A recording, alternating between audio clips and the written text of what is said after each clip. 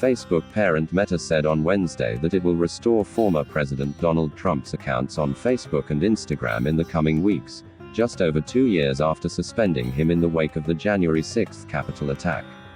Our determination is that the risk to public safety has sufficiently receded, Meta President of Global Affairs Nick Clegg said in a blog post.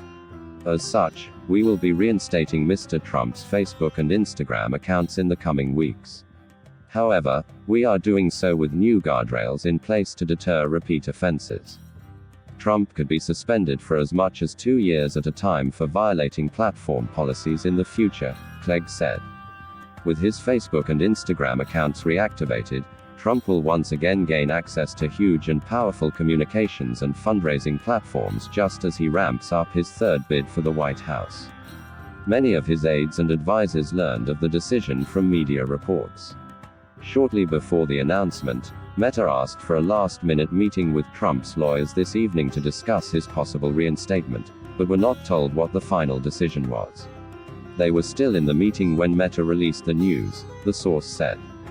Twitter restored Trump's account in November following its takeover by billionaire Elon Musk, but the former president has not yet resumed tweeting, opting instead to remain on Truth Social. But Trump's campaign earlier this month sent a letter to Meta petitioning the company to unblock his Facebook account, a source familiar with the letter told CNN, making his return more likely.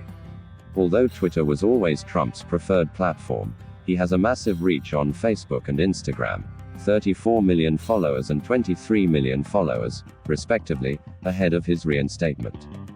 Clegg told Axios in an interview published Wednesday that the company does not want, if he is to return to our services, for him to do what he did on January 6, which is to use our services to delegitimize the 2024 election, much as he sought to discredit the 2020 election.